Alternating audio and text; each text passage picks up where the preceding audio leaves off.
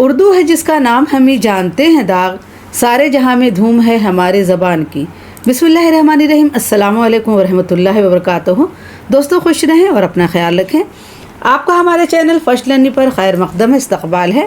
آج ہم لوگ پڑھیں گے پروفیسر احتشام حسین کی تنقید نگاری، پروفیسر احتشام حسین کے تنقید نگاری کے حوالے سے۔ کل میں نے پڑھایا تھا کلیم الدین احمد کی تنقید نگاری۔ اگر آپ نے یہ ویڈیو نہیں دیکھی ہے تو ضرور دیکھیے گا۔ اور آج ہم لوگ پڑھیں گے پروفیسر احتشام حسین کی تنقید نگاری۔ تو آپ سے گزارش ہے کہ آپ پوری ویڈیو کو دیکھیے گا اور اسکپ کیے بغیر دیکھیے گا، کیونکہ یہ تھوڑا مشکل ٹاپک ہے اور بہت کچھ اس میں آپ کو سمجھنا ہے، اس لیے ویڈیو کو اسکپ کیے بغیر دیکھیے گا تاکہ آپ کو ساری باتیں اچھے سے سمجھ میں آ جائے۔ پروفیسر احتشام حسین ہمارے ادب کے مارکسی نقاد ہیں۔ اب سب سے پہلے ہم سمجھتے ہیں کہ مارکسی نقاد کسے کہتے ہیں، ٹھیک ہے؟ مارکسی نقاد کہتے ہیں یہ نظریہ ادب برائے زندگی کا قائل ہے، جس میں طبقاتی کشمکش، مزدوروں کے حقوق اور سماجی انصاف پر زور دیا جاتا ہے۔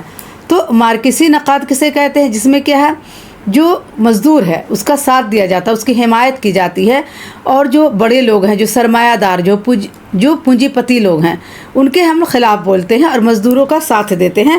یہ مارکسی نظریہ ہے، ٹھیک ہے؟ تو احتشام حسین کیا ہے؟ مارکسی نقاد ہیں، یعنی تنقید نگار ہیں، وہ تنقید کرتے ہیں۔ اور میں نے آپ کو بتایا تھا کہ تنقید کسے کہتے ہیں؟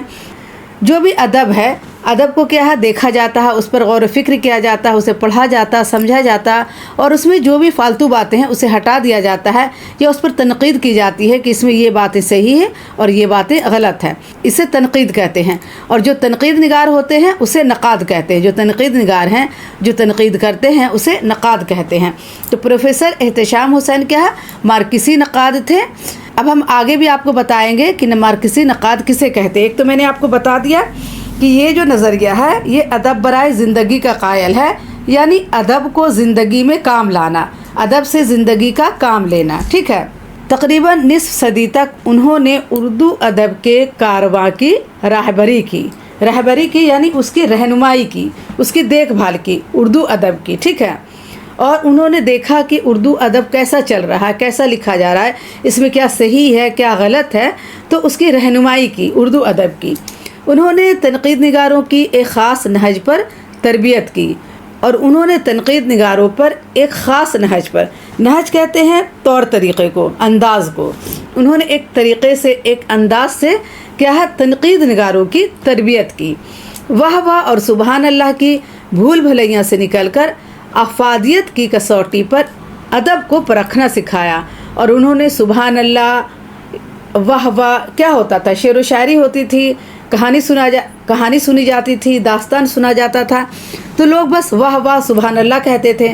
تو ان کی بھول بھلیاں سے نکل کر افادیت کی کسوٹی پر، افادیت یعنی فائدہ کیا ہے، افادیت مانے ہوتا فائدہ مند، نفع بخش۔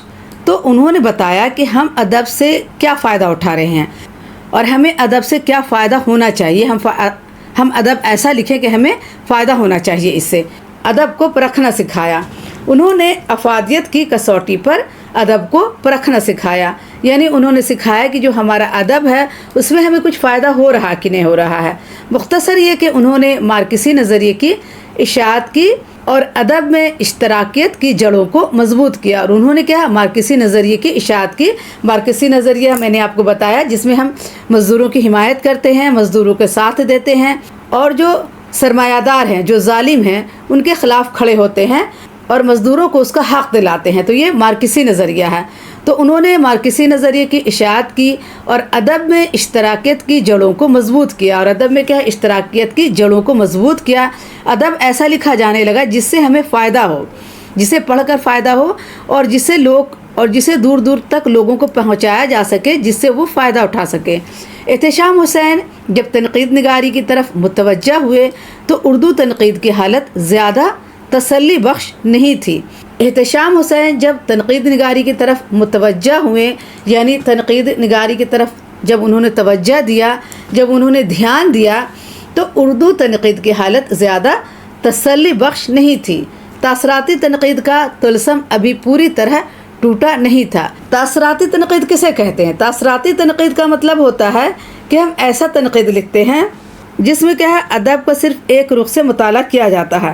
اگر پڑھنے والے کو یہ ادب اچھا لگتا ہے تو اسے سمجھا جاتا ہے کہ یہ اچھا ادب ہے، اور اگر اسے اچھا نہیں لگتا ہے تو اسے سمجھا جاتا ہے کہ یہ اچھا ادب نہیں ہے۔ تو یہ جو تاثراتی تنقید تھا اس کا طلسم یعنی جادو پوری طرح نہیں ٹوٹا تھا۔ عروضی تنقید کا بول بالا تھا، یعنی یہ ادب کو کیا ہے ادبی حساب سے اس کو ناپ تول کرتے تھے، اسے دیکھتے تھے، ٹھیک ہے۔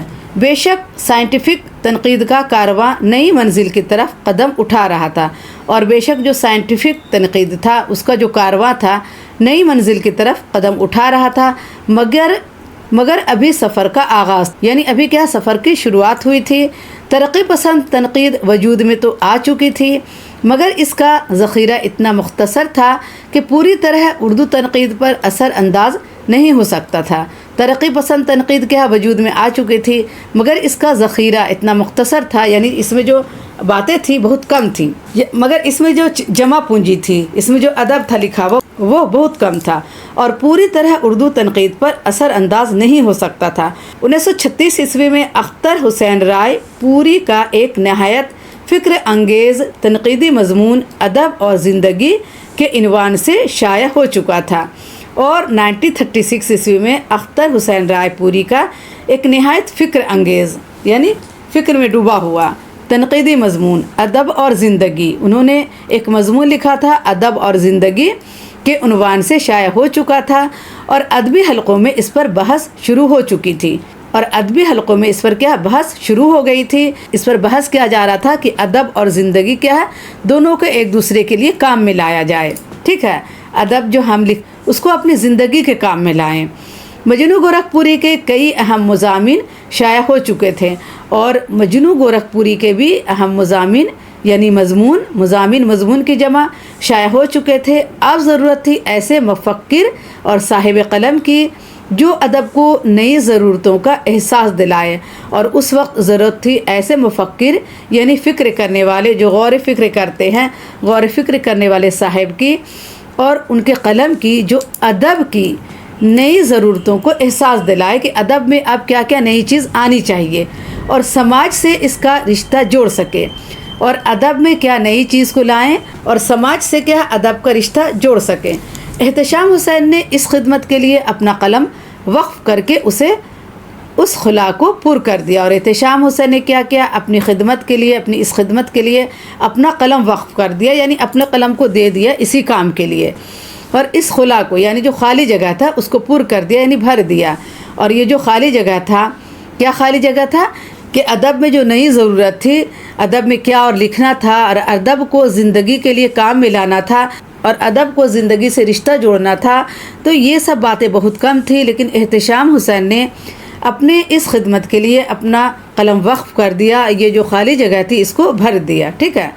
کارل مارکس کے نظریات کا احتشام حسین نے بغور مطالعہ کیا، اور کارل مارکس کیا بہت بڑے مفکر تھے، ان کے نظریات کا احتشام حسین نے بغور مطالعہ کیا، یعنی بہت غور سے مطالعہ کیا، اور ان سے متاثر ہو گئے، اور ان سے کیا متاثر ہو گئے، ان کو ان کی بات بہت اچھی لگی اور بہت اثر ہوا ان کی بات کا، وہ کیا کارل مارکس سے متاثر ہو گئے احتشام حسین۔ پھر ساری زندگی انہی نظریات کی اشاعت میں مصروف رہے، اور ان کے بعد سے اتنا متاثر ہو گئے کہ ساری زندگی انہی کے نظریات اور ان کی اشاعت میں مصروف رہے۔ کارل مارکس ایک جرمن مفکر تھے۔ کارل مارکس کون تھے؟ ایک جرمن مفکر تھے۔ مفکر یعنی سوچنے والے، غور فکر کرنے والے کہ زندگی میں کیا ہو رہا ہے، ہمارے ادب میں کیا ہو رہا ہے، ہم اپنے ادب کے ذریعہ زندگی میں کیا کام لے سکتے ہیں۔ تو وہ ایک جرمن مفکر تھے جن کا نام کیا تھا؟ کارل مارکس تھا، ٹھیک ہے۔ انہوں نے اپنی تصنیف سرمایہ میں یہ نظریہ پیش کیا کہ دنیا کے لوگ دو گروہوں میں تقسیم ہیں۔ انہوں نے اپنی تصنیف سرمایہ، ان کی کتاب کا نام ہے سرمایہ، اور انہوں نے اس کتاب میں اپنا یہ نظریہ پیش کیا کہ دنیا کے لوگ دو گروہوں میں تقسیم ہے، یعنی دو حصے میں بٹے ہوئے ہیں۔ ایک طرف سرمایہ دار ہیں اور دوسری طرف کسان، اور دوسری طرف مزدور اور کسان ہیں۔ ایک طرف کون لوگ ہیں؟ سرمایہ دار ہیں یعنی امیر لوگ ہیں، ٹھیک ہے، اور دوسری طرف مزدور اور کسان ہیں۔ سرمایہ دار دولت کے بلبوتے پر مزدوروں کی محنت سے ناجائز فائدہ اٹھاتے ہیں۔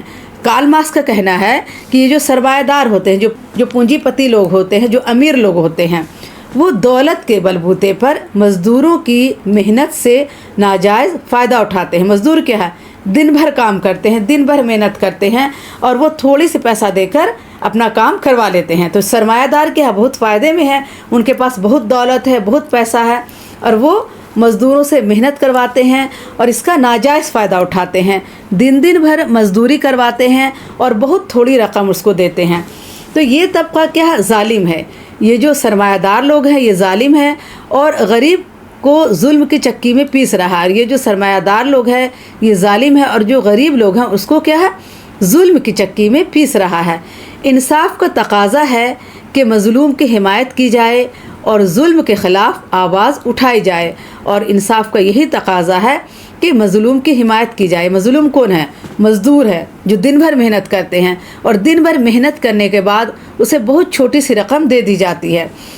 تو انصاف کا تقاضا یہ ہے کہ مظلوم کی حمایت کی جائے، جس پر ظلم ہو رہا اس کی حمایت کرے اور ظلم کے خلاف آواز اٹھائے جائے، اور یہ جو پونجی پتی لوگ ہیں، یہ جو سرمایہ دار لوگ ہیں جو ظلم کر رہے ہیں، ان کے خلاف آواز اٹھائی جائے۔ 1917 میں لینن کی رہنمائی میں مزدور انقلاب کامیاب ہو گیا، تو پہلی بار اس مظلوم طبقے کا حوصلہ بلند ہوا۔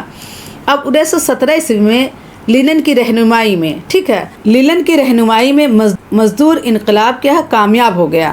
لینن نے رہنمائی کی اور جو مزدور انقلاب تھا وہ کامیاب ہو گیا، تو پہلی بار اس مظلوم طبقے کا حوصلہ بلند ہوا۔ دنیا نے دیکھا کہ کمزور لوگ متحد ہو جائیں تو کوئی انہیں دبا نہیں سکتا، اور دنیا والوں نے دیکھا کہ کمزور لوگ متحد ہو جائیں، یعنی ایک ہو جائیں، وہ اتحاد کر لے، ایک ہو جائیں، سارے لوگ ایک ہو جائیں تو انہیں کوئی دبا نہیں سکتا۔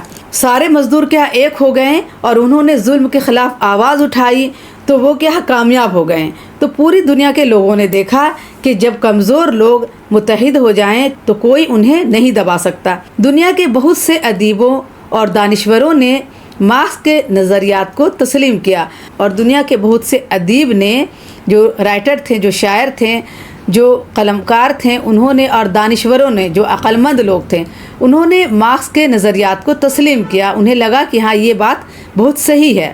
اس طرح مارکسی ادب وجود میں آنے لگا، اور اس طرح مارکسی ادب کیا وجود میں آنے لگا۔ ہمارے ادب میں یہ ترقی پسند ادب کہلایا، اور ہمارے یہاں ہندوستان میں یہ کیا ہے؟ ترقی پسند ادب کہلایا۔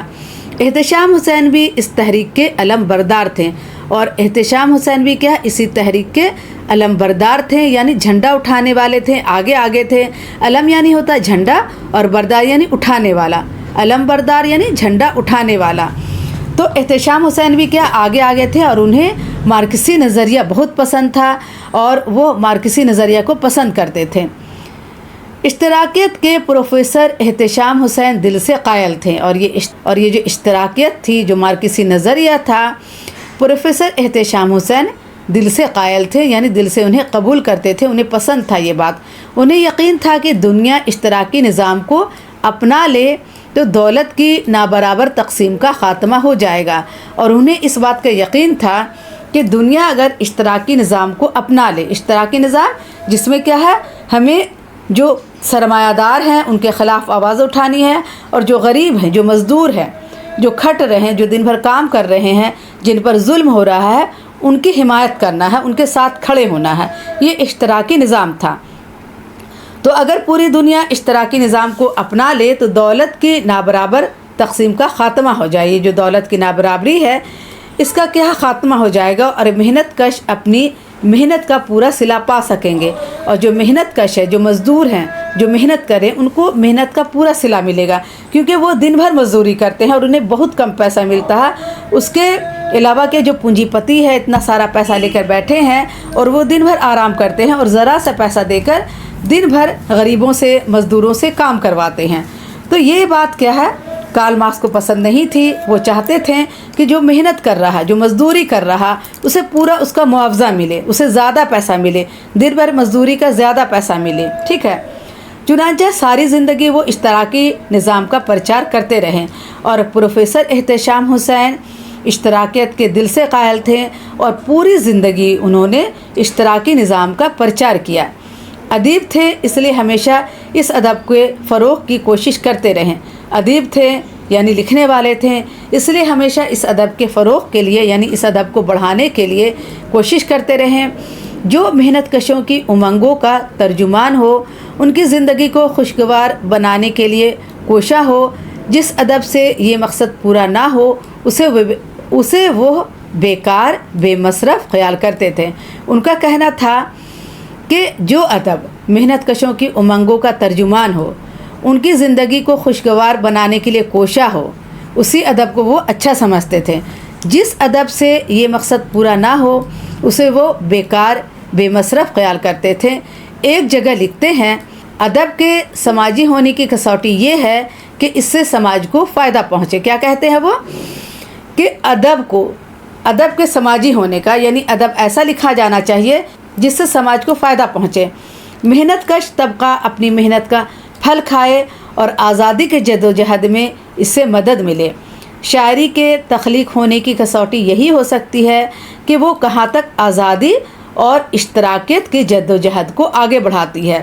ان کے کہنے کا مطلب یہ تھا کہ جو محنت کش ہیں اس کو محنت کا پھل ملے اور وہ آزادی کی جد و جہد میں شامل ہوں، اور شاعری کی تخلیق ہونے کی کسوٹی یہی ہو سکتی ہے کہ وہ کہاں تک آزادی اور اشتراکیت کی جد و جہد کو آگے بڑھاتی ہے۔ ٹھیک ہے، جو ادب اشتراکیت کے پرچار میں ناکام رہے اسے وہ سچا ادب خیال نہیں کرتے تھے۔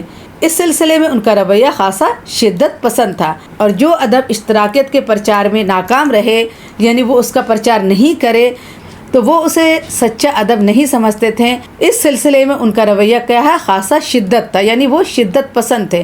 شدت پسندی، اب شدت پسند کسے کہتے ہیں آئیے پہلے اسے سمجھ لیتے ہیں۔ اپنے خیالات کو دوسروں پر تھوپنا، یعنی جو ہمیں پسند ہے وہی صحیح ہے۔ ٹھیک ہے، کسی معاملے میں یا کسی عقیدے میں یا کسی نظریے میں اعتدال اور توازن سے ہٹ کر اعتبار کرنا، یعنی کسی بھی معاملے میں وہ کیا شدت پسند تھے، چاہتے تھے کہ یہی چیز کو اپنایا جائے، وہ جسے پسند کر رہے ہیں وہی چیز صحیح ہے۔ تو جو شدت پسندی تھی یعنی جو چیز انہیں پسند ہے سب لوگ اسے پسند کریں، تو جو شدت پسندی تھی احتشام حسین کی تنقید کو نقصان پہنچایا۔ ادب کا مطالعہ انہوں نے گہری نظر سے کیا تھا، انہوں نے کیا ہے ادب کا مطالعہ گہری نظر سے کیا تھا، لیکن ان کی جو شدت پسندی تھی اس کی وجہ سے ان کی تنقید کو نقصان پہنچا تھا۔ فن کے تقاضوں کو اچھی طرح سمجھتے تھے، فن کے تقاضوں کو یعنی جو ہم لکھتے ہیں، جو لکھنے کا فن ہے، جو طریقہ ہے، اس کے تقاضوں کو وہ اچھی طرح سمجھتے تھے، نکھرا ہوا ادبی ذوق رکھتے تھے، لیکن اشتراکیت اور مقصدیت کو اتنی زیادہ اہمیت دیتے تھے کہ عام طور پر ان کی نظر موضوع و مفہوم پر جمی رہتی تھی۔ دیکھو وہ تو لکھتے تھے، اچھا ان کا ادبی ذوق بھی تھا اور فن کے تقاضوں کو بھی سمجھتے تھے، لیکن اشتراکیت اور مقصدیت کو اتنی زیادہ اہمیت دیتے تھے کہ عام طور پر ان کی جو نظر ہے موضوع و مفہوم پر جمی رہتی تھی۔ اسلوب کا پہلو نظر انداز ہو جاتا تھا، اور اسلوب کا پہلو جو تھا، جو لکھنے کا انداز تھا، جو زبان و بیان تھا، وہ کیا نظر انداز ہو جاتا تھا، اس پر وہ زیادہ غور نہیں کرتے تھے۔ فن پارے کی ادبیت پر اکثر اتنی توجہ نہیں کر پاتے تھے جتنی کی جانی چاہیے، اور فن پارے کی ادبیت پر جو ادب ہے، جو لکھنے کا طریقہ ہے، اس پر کیا توجہ نہیں کر پاتے جتنی کی جانی چاہیے۔ کبھی کبھی ایسی شاعری کو بھی سراہنے لگتے تھے جس میں شعریت کم اور پروپیگنڈا زیادہ ہوتا تھا، اور کبھی کبھی ایسی شاعری کو بھی پسند کرتے تھے، سراہتے تھے، کہتے تھے کہ یہ اچھا ہے، جس میں کیا شاعری کم ہے اور پروپیگنڈا زیادہ ہے۔ شدت پسندی کی وجہ سے احتشام حسین کو نقصان پہنچا، کیونکہ وہ کیا ہے اشتراکیت اور مقصدیت کو اہمیت دیتے تھے اور اسلوب زبان کو نظر انداز کر دیتے تھے، اور فن پارے کی ادبیت پر بھی ان کی توجہ نہیں ہوتی تھی جتنی ہونی چاہیے، اور کبھی کبھی ایسی شاعری کو بھی سراہتے تھے، پسند کرتے تھے جس میں پروپیگنڈا زیادہ ہوتا تھا۔ تو دوستو، اس موضوع پر آگے بڑھنے سے پہلے میں آپ سے گزارش کروں گی کہ آپ نے اگر ہمارے چینل کو ابھی تک سبسکرائب نہیں کیا ہے تو پلیز پلیز پلیز سبسکرائب کریں، لائک کریں، اور اپنے دوستوں کی ویڈیو زیادہ سے زیادہ شیئر کریں، اور اگر لگے کہ میں آپ کے لیے محنت کرتی ہوں، آپ کو محنت سے پڑھاتی ہوں، تو ہمیں ایک سپر تھینکس ضرور بھیجیں۔ اور اگر آپ کو یہ کتاب خریدنی ہو تو آپ ہمیں ضرور بتائیں، میں کیا ہے امیزون کا لنک اس میں ڈال دوں گی، تو آپ اس سے کتاب خرید سکتے ہیں۔ یہ بہت ہی اچھی کتاب ہے اور آپ کو یہ کتاب سے بہت فائدہ پہنچے گا۔ اس سلسلے میں وہ یہ دلیل دیتے تھے کہ ایسی شاعری جن لوگوں کے مفاد کے خلاف ہوتی ہے انہیں پروپیگنڈا معلوم ہوتی ہے۔ وہ کہتے تھے کہ ایسی شاعری جن لوگوں کے مفاد کے خلاف ہوتی ہے، یعنی جن کے فائدے کے خلاف ہوتی ہے، جن کو اس سے فائدہ نہیں پہنچتا ہے، ان لوگوں کو ایسی شاعری کیا پروپیگنڈا معلوم ہوتی ہے، اور جن کے ہاتھوں میں جد و جہد کا حربہ بن جاتا ہے انہیں ایسی شاعری میں طاقت و توازن اور حسن کا جلوہ نظر آتا ہے، اور جن کے ہاتھوں میں جد و جہد کا حربہ بن جاتا ہے، یعنی یہ شاعری کیا طاقت بن جاتی ہے، اور ان لوگوں کو ایسی شاعری سے کیا طاقت ملتی ہے، توازن ملتی ہے، اور حسن کا جلوہ نظر آتا ہے۔ احتشام صاحب شعر و ادب سے پیغامبری کا کام لینا چاہتے، پیغامبری یعنی پیغام دینے کا کام لینا چاہتے تھے شعر و ادب سے۔ پیغام سراسر پروپیگنڈا بن جائے یہ تو وہ گوارا کر لیتے ہیں، لیکن ادب میں پیغام نہ ہو یہ ان سے برداشت نہیں ہوتا۔ پیغام کیا ہے پروپیگنڈا بن جائے یہ بات انہیں پسند تھی، اس بات کو وہ گوارا کر لیتے تھے، لیکن ادب میں پیغام نہ ہو یہ ان سے برداشت نہیں ہوتا۔ ٹی ایس ایلیٹ نے کہا تھا کہ ادب کو پرکھنے کی پہلی کسوٹی ادب ہے۔ ٹی ایس ایلیٹ کہتے ہیں کہ ادب کو پرکھنے کی پہلی کسوٹی ادب ہے، کیونکہ جب ہم ادب لکھ رہے ہیں اگر اس میں ادب ہی نہ ہو تو کیا فائدہ۔ تو ادب کو پرکھنے کی جو کسوٹی ہے وہ ادب ہی ہے۔ مطلب یہ کہ سب سے پہلے یہ دیکھنا چاہیے کہ ادب میں ادبیت موجود ہے یا نہیں، اور مطلب یہ ہے کہ سب سے پہلے ہمیں یہ دیکھنا چاہیے کہ ادب میں ادبیت ہے کہ نہیں، ادب میں ادب کی باتیں ہیں کہ نہیں۔ ادب میں اگر فالتو باتیں ہوں، خراب باتیں ہوں، اریاں باتیں ہوں تو کوئی فائدہ نہیں ہے۔ ادب میں کیا ادب ہونا ضروری ہے۔ اس کے بعد فکر، فلسفہ اور پیغام پر غور کرنا چاہیے۔ پہلے ادب میں دیکھنا چاہیے کہ ادبیت ہے کہ نہیں، اس کے بعد فکر، فلسفہ اور پیغام پر غور کرنا چاہیے۔ اگر کوئی ادب فن پارہ کی کسوٹی پر بھی کھرا اترتا ہے اور اس میں کوئی پیغام بھی موجود ہے تو اسے خامی نہیں خوبی خیال کرنا چاہیے، اور اگر کوئی ادب فن کی کسوٹی پر کھرا اترتا ہے اس میں کوئی پیغام بھی ہے تو اسے اس کی خامی نہیں سمجھنا چاہیے بلکہ اس کی خوبی سمجھنا چاہیے۔ ادب کی جمالیاتی قدروں سے احتشام صاحب بہت اچھی طرح واقف ہیں، اور ادب کی جو جمالیاتی قدریں ہیں، جو ادب میں حسن اور عشق کی باتیں ہوتی ہیں، اس کی قدروں سے احتشام حسین اچھی طرح واقف ہیں، انہیں وہ سمجھتے ہیں، ادب میں ان کی تلاش بھی کرتے ہیں، مگر ان کا معاملہ ٹی ایس ایلیٹ کے برعکس ہے۔ لیکن ان کا جو معاملہ ہے ٹی ایس ایلیٹ کے برعکس ہے، یعنی الٹا ہے۔ دونوں کی ترجیحات الگ ہیں، دونوں الگ الگ باتوں کو ترجیح دیتے ہیں۔ احتشام صاحب پہلے مواد کو پرکھتے ہیں پھر اسلوب کو، ٹھیک ہے۔ کبھی کبھی اسلوب بالکل ہی نظر انداز ہو جاتا ہے۔